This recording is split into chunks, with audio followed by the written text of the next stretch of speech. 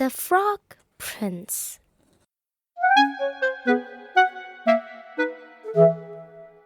Chapter 1. Princess in Trouble. Princess Poppy was furious. "I won't marry him, Daddy," she said. "He is smelly and smug and slimmer than a frog." "You don't have to marry Prince Humperdinck now, darling," said her father.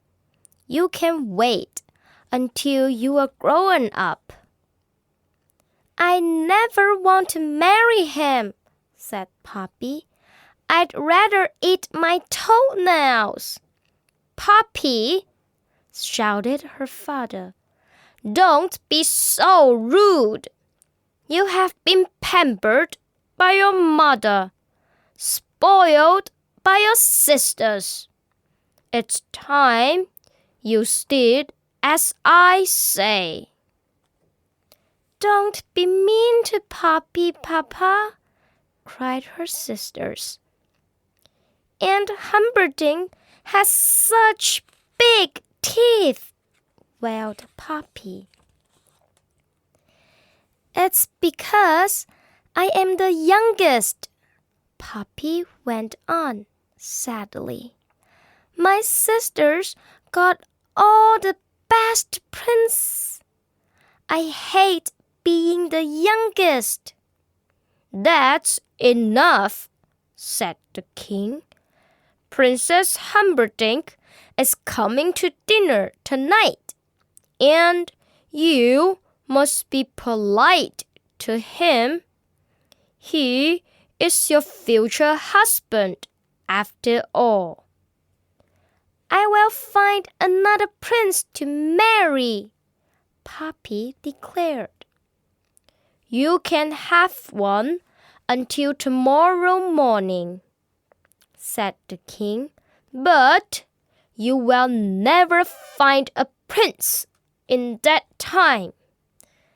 "Just you wait," said Poppy. She picked up her golden ball and stomped into the garden. Chapter 2. Poppy's Promise.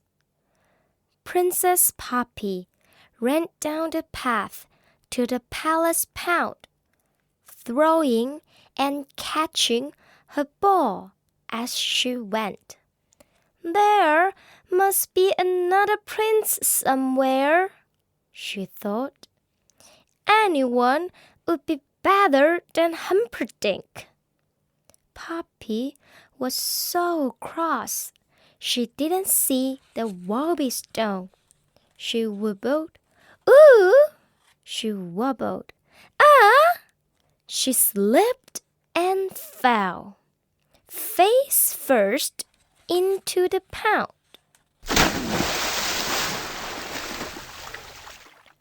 Her beautiful golden ball flew out of her hands with a loud splash. It disappeared into the deep, dark pound.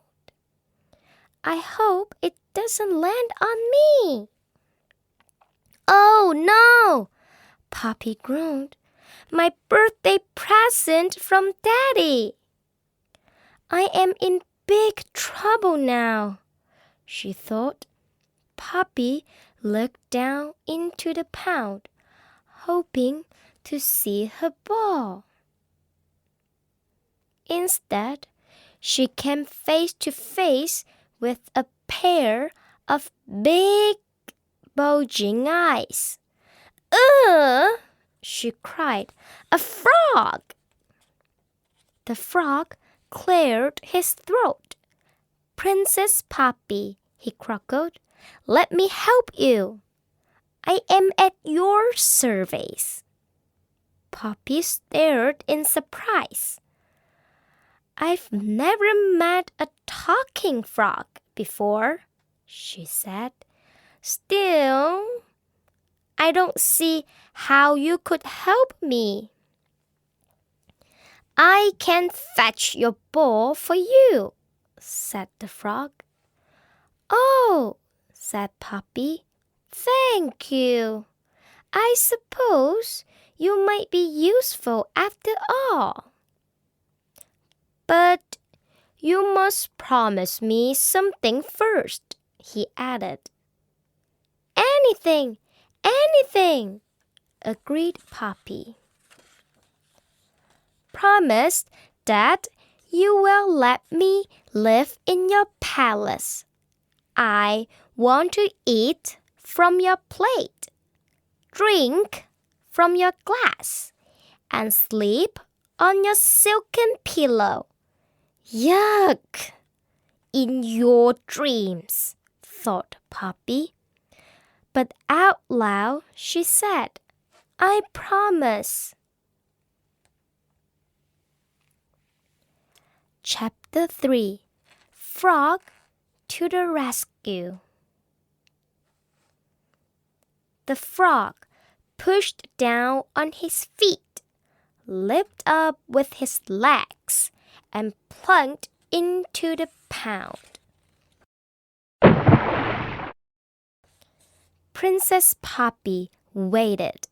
Suddenly, in a deep blue water, she saw a glimmer of gold. Ta-da! The frog rose out of the pond. Above his head, he held the golden ball. Hooray! Shouted Poppy. She snatched up the ball and raced back to the palace. Hey! The frog called after her. What about your promise? But Poppy was already too far to hear. The frog hopped as fast as he could, but he couldn't catch up with Poppy. Wait for me! Chapter 4 Into the Palace. Poppy arrived back just in time to change for dinner. Hurry up, Poppy. I am coming. She had to sit next to Prince Humperdinck, who smelled of cabbage. Greetings, Princess Poppy. Just then, there was a faint tapping sound. Is someone at the door? Asked the Queen. Poppy had a sinking feeling. She rushed to the door, opened it, and peered outside. Hello, said the frog. Poppy slammed the door in his face. Who was that? Said the king. No one, Poppy said quickly. That's funny, said Prince Humperdinck. I was sure I heard someone. Shh! The tapping noise came again. Poppy, I really do think someone's there, said the Queen. I will ask the footman to look, said the king. No, Daddy, don't, cried Poppy. It's only a frog. How horrible! He rescued my golden ball from the pond, Poppy added. And I sort of said he could stay with me. Then you must keep your word, bellowed the king. Let the frog in. I'd really rather you didn't. Oh, Daddy, I can't, said Poppy. He's so wet. unworthy. Poppy, said her father furiously, let that frog in right now. Poppy dragged her feet to the door, praying that the frog had gone. But as soon as she opened the door, the frog stood inside. He followed Poppy all the way back to her chair. She could hear his wet feet going splat, splat, splat on the floor behind her. Poor you, he is the slimmest frog I have ever seen. I thought I'd never make it. Oh dear, said Prince Humperdinck. Suddenly, I am not very hungry. I think I might be allergic to frogs. Excuse me, said the frog, but Princess Poppy did promise that I could eat from her plate. May I sit at the table too? Certainly not, snapped Poppy crossly. Don't be so rude, said the king. The frog is our guest. I am starving, said the frog. What's the first course? Cold watercress soup, said the king, smiling at him. Help yourself. This is the life. The frog dived into Papa's bowl. This is delicious, he cried between mouthfuls. I don't think I'm hungry anymore, said Poppy, as the frog slurped up the last of her soup. I think I'm going to be sick. Right, said the frog cheerfully. What's next? Poppy sighed miserably. What is the second course? She asked the maid. The maid began nervously. Come on, said the king. You must know what's for supper. Well, you see, your highness, the maid went on. Cook didn't note about our extra guest. I'm afraid it's frog's legs. The frog gulped. I think I might skip this course, he said weakly. Poppy didn't usually like frog's leg, but that night she had seconds. You must be full now. Isn't it time for bed, princess? Said the frog. Oh no, cried Poppy.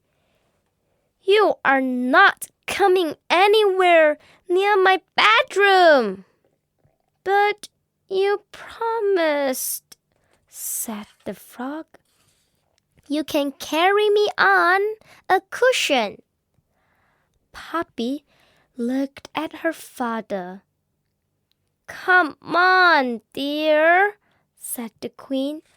Don't make Poppy touch that green, slimy. Princess, don't break promises, interrupted the king sternly. Poppy took a deep breath. Then, stretching out her arm, she picked up the frog by one foot. Her sisters gasped. She touched him, mourned Princess Humperdinck, and fainted.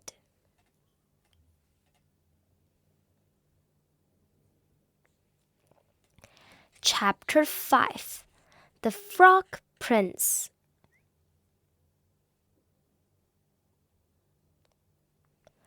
Poppy dropped the frog in the darkest, most distant corner of her room before climbing into bed.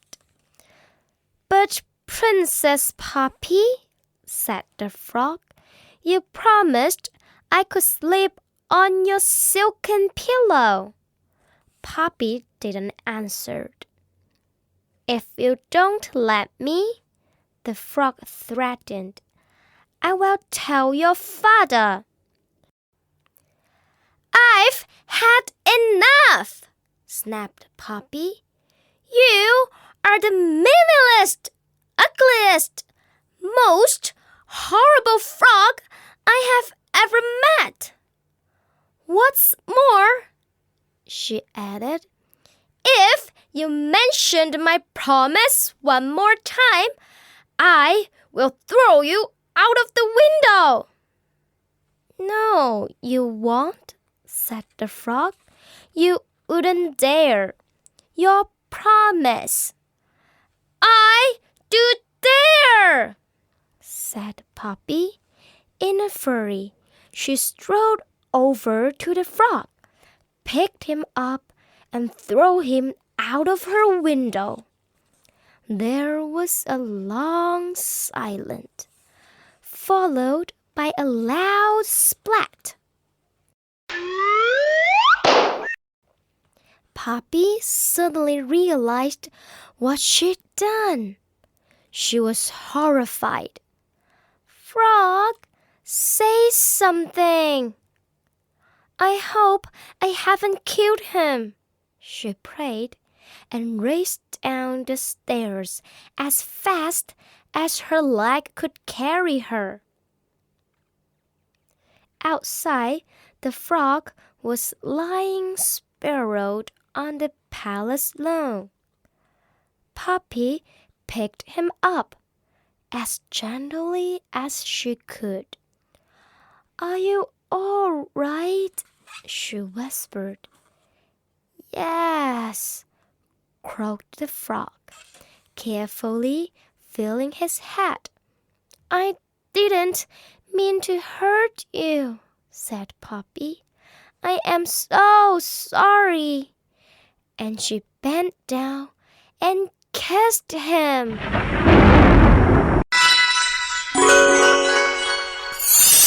There was a loud crash of thunder, followed by a shower of sparks. The frog had vanished. In his place stood a handsome young prince. "At last!" shouted the prince. "I am human again. No more slimy skin. No more webbled feet. No more flies." One by one, the palace windows flew open and everyone looked out.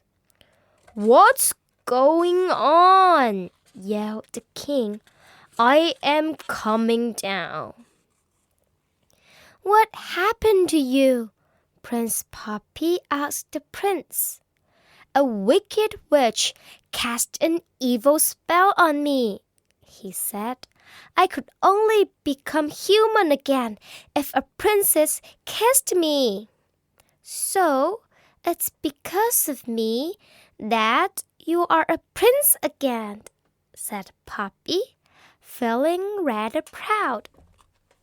"Well, yes," said the prince, "but you did throw me out of the window first." "Still," said Poppy, "there aren't many princes who would kiss a frog." "That's true. How can I make it up to you?" "Well, you could marry me." "Excuse me," said Prince Humperdinck, "but Poppy is going to marry me." "No, I am not," said Poppy. "It hasn't been arranged yet. And Daddy, You did say I could find my own prince. That's true, said the king with a sigh. In that case, said the prince, getting down on one knee, if you promise not to throw me out of the window again, I promise. Princess Poppy, will you marry me? I will, said Poppy, and she did.